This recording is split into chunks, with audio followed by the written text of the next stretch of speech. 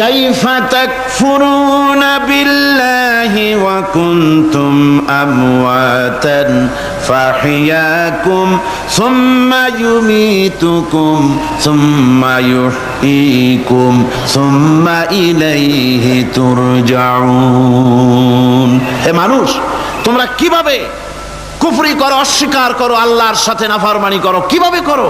যে আল্লাহ তুমি ছিলে মৃত্যু, তোমাকে আল্লাহ পাক জিন্দা করেছেন, এই জিন্দা থেকে আবার মৃত্যু করবেন, আবার মৃত্যু থেকে তোমাদেরকে জিন্দা করবেন, আবার সেই আল্লাহর কাছে তোমাদেরকে ফিরে আসতে হবে। সুতরাং মানুষ জন্মের পূর্বে সব মৃত্যু ছিল, এ কথা তো আজ বিজ্ঞানসম্মত কথা, বৈজ্ঞানিক সত্য কথা।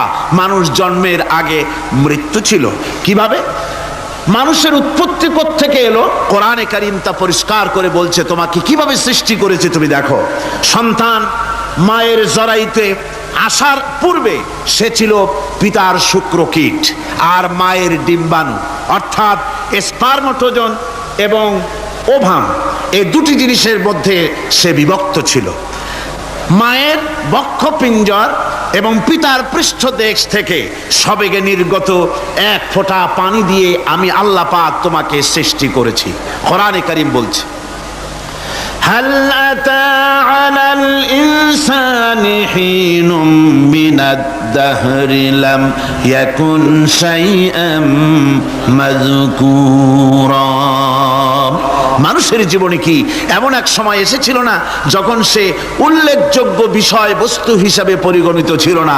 তোমার নাম ছিল না, পরিচয় ছিল না, কিছুই ছিল না, দুনিয়ার কেউ তোমাকে জানতো না, শুনতো না। আমি আল্লাহ পাক তোমাকে সৃষ্টি করেছি। তুমি কোত্থেকে এলে? কোরআনে কারীম থেকে তা জেনে নাও। আল্লাহ রাব্বুল আলামিন বলেন, ইন্না খালাকনাকুম মিন তুরাবিন সুম্মা মিন নুতফাতিন সুম্মা মিন আলাকাতিন সুম্মা মিন মুদগা। আমি রাব্বুল আলামিন তোমাকে সৃষ্টি করেছি, মাটির উপাদান দিয়ে তৈরি করলাম। মা বাপের, পুরুষের স্পার্মটোজন আর মহিলাদের ওভাম দুটোটি মিলে মায়ের গর্ভের ভিতরে নাপাক পানি ফোঁটাকে জমাট রক্তে পরিণত করে দিলাম।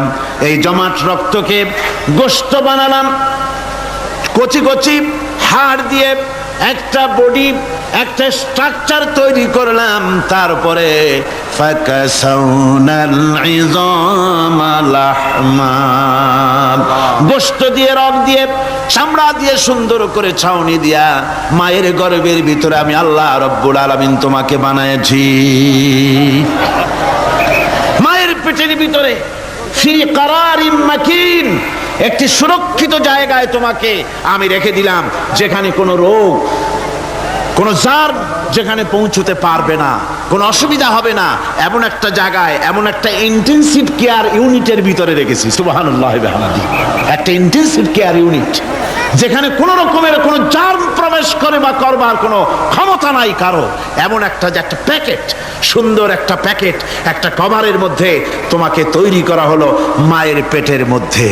তারপরে আজকে তুমি কুফরি করতেছো, আজকে আমাকে অস্বীকার করছো। ওই গর্ভের ভেতরে আমি ইচ্ছে করলে রক্তের পিণ্ডের আকারে মায়ের গর্ভ থেকে আবর্ষণ করে দিতে পারতাম, দুনিয়ার মুখ দেখতে পারতে না।